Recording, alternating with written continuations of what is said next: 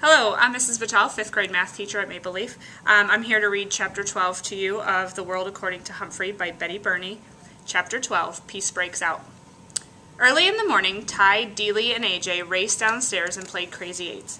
Later, they ran outside and threw football around the yard. The Thomases were having breakfast with Bo when the phone rang. Mr. Thomas talked for a few minutes, mostly saying, that's fine. When he hung up, he told Mrs. Thomas, "We're going to have a visitor, but don't tell Anthony James." Ooh, a mystery. I like mysteries because they're fun to solve.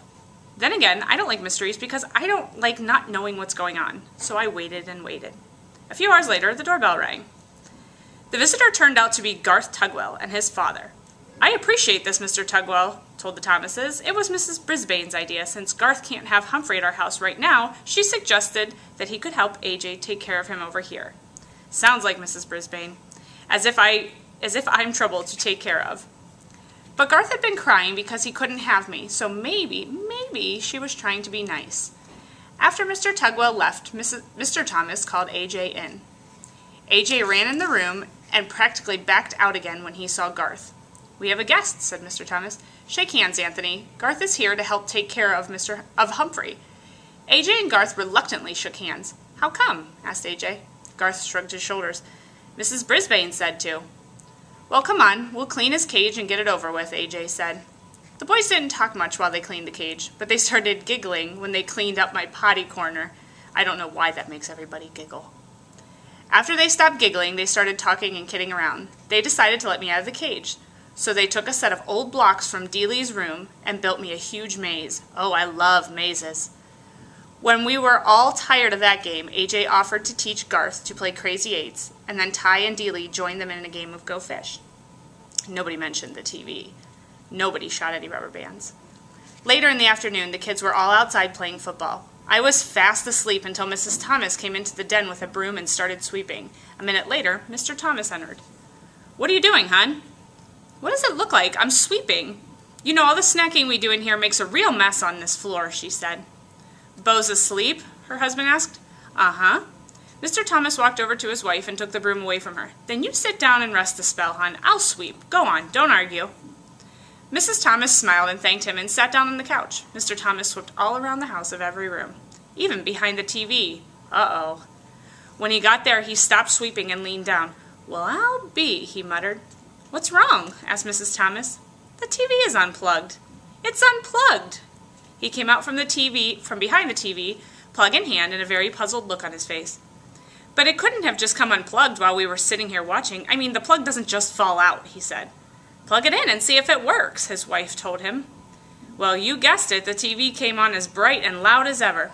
"I don't get it," Mr. Thomas muttered, "but at least we don't have to pay to get it fixed." Mrs. Thomas stared at the screen for a few seconds, then glanced out the window at the kids playing happily outside. "Charlie, what do you say we keep it unplugged for a couple more days?" she asked. "We just won't tell the kids." Mr. Thomas grinned, and then he bent down and unplugged the TV. "Couldn't hurt," he said. He put down the broom and sat on the couch near his wife, and the two of them just sat there in the den giggling like Stop Giggling Gale. Suddenly, Mr. Thomas looked over at me. "You don't mind a little peace and quiet, do you, Humphrey?" "No, no, no," I squeaked, and I promptly fell asleep. Things were a lot better when AJ, Garth, and I returned to room 26. No rubber bands flew around the air, Garth didn't trip anybody or make fun of anybody. That meant Gail didn't get in trouble for giggling, Heidi didn't get in trouble for speaking out without raising her hand because she wasn't trying to tell Mrs. Brisbane what Garth had done. But the best change was Shea, who did raise her hand every single day. One day, she raised her hand to volunteer to stay in during recess and clean the chalkboard. Miranda raised her hand too. Mrs. Brisbane chose them both. "Girls, I think I could trust you to stay here a little while I run this report down to the principal's office," Mrs. Brisbane told them. Of course she could trust them. Once the girls were alone, they began to talk. "I really liked your singing," Miranda told Saya. "Thanks. My mom and I are going to a musical version of Cinderella over this weekend," Miranda continued. "We have an extra ticket. Would you like to come with us? My mom can pick you up."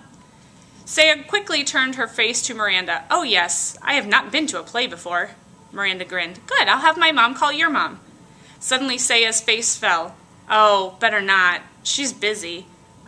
Give me your number, and I'll have my father call your mother." Saya watched Miranda's reaction carefully. So did I. "Cool." That was it. Miranda jotted down her number. Saya looked greatly relieved. I knew that Miranda's mother didn't care how well Saya's mother spoke English, but now Saya would figure that out too. Another great thing that happened was Mrs. Brisbane started reading a book out loud to class. Sometimes I doze right through these sessions, but this time she picked out a really good book. When she announced it was about a mouse, Gail giggled. What did she say? Art whispered to Richie. Pay attention, Art, Mrs. Brisby said. It's about a mouse. Several of the boys groaned. Baby stuff, one of them muttered. We'll see, Mrs. Brisbane told them. She started to read, and what a tale it was. All about mice no bigger than I am who were great warriors. I was longing to put on some armor myself by the time she had stopped reading. Continued tomorrow, she announced as she stuck the bookmark in place and closed the book. Tomorrow? That woman was on a truly mean streak. She's proved it again and again. I would have sneaked out of my cage at night to finish the book, but she's so mean. She stuck it in her desk drawer, the one she locks with a key. Grrr. The weekend came around quickly, though, and I went home with Richie. I'm still not quite sure how many people actually live at the Rinaldi's house because there are always so many people coming and going.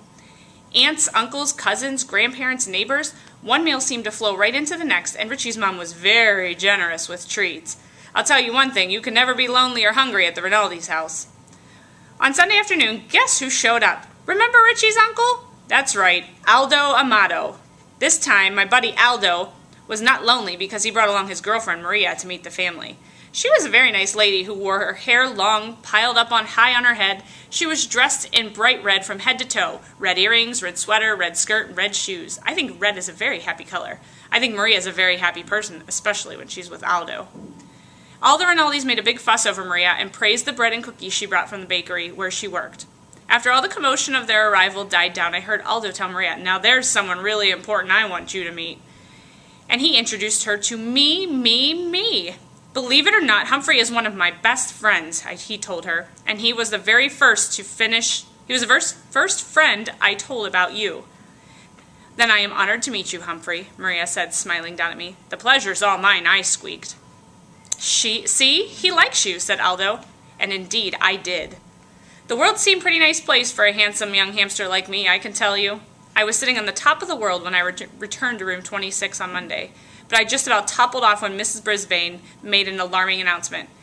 Class, as you all know, this will be a short week due to Thanksgiving, she said. That means Humphrey will need to go home for 4 days instead of 2. Now, who wants to volunteer? You won't believe what I'm going to say. Not one hand went up. I actually fell off my wheel. Mrs. Brisbane was surprised too. No one? She said. Heidi, didn't you want to take Humphrey home? Oh, yes, but we're going to my grandma's for Thanksgiving, she explained. Didn't you ask for Humphrey last week? Miss Brisbane said. Yes, but we're all having relatives for Thanksgiving, and Mom says it wouldn't be a good time, Art explained. And so it went. Every single classmate had big plans for Thanksgiving, plans that didn't include having an extra hamster around. I was worried. I didn't want to spend 4 days alone in room 26. I worried all Monday, I worried all Tuesday, and I even worried all day Wednesday. At the end of the day, Principal Morales stopped by to give Mrs. Brisbane an envelope. I think it was her paycheck, because she was especially glad to see him. I have a huge favor to ask, she said. Sure, Sue, what is it? Asked Principal Morales. He wore a tie with little turkeys all over it. Could you possibly take Humphrey home for the weekend? I had my paws crossed that he'd say yes, but Principal Morales didn't even smile. Oh, Sue, I'd love to, but we're going out of town for the holidays, he told her. Another time I'd love to. Another time wouldn't matter. I need a place to go now. After the principal left, Mrs. Brisbane sighed and began gathering up her papers. Then she turned to me. Well, Humphrey, it looks like you're going home with me for Thanksgiving, she said grimly. My fate was sealed. I was going to go to the home of the woman who had once vowed to get rid of me for 4 whole days, and frankly, I was worried I'd never come back. Tip 12. If you must leave your hamster with a caretaker, make sure that it is someone with whom you know and trust.